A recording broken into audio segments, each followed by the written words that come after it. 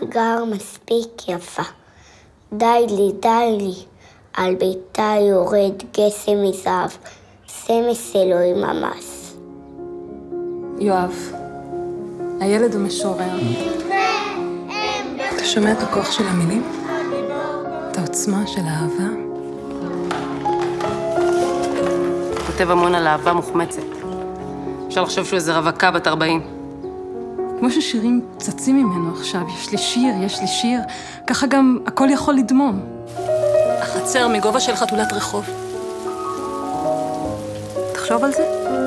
אם זה היה תלוי בי, אני כבר עכשיו הייתי מנסה לעניין מוציא לאור. המשחק, הנעל, הכדור, שמש. אלימות. אני אבא טוב, אני אוהב את הבן שלי, אבל אין לי רצון לקדם את הנטייה הזו. הגר מספיק יפה. די לי. היי! המפגש עם יואב הוא אושר גדול, אבל גם שליחות. יואב, תדחוף את הבריח לצד הזה.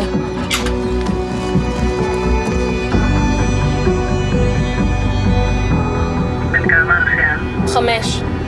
אפשר להוציא אצלכם בדחיפות בספורט חלופי?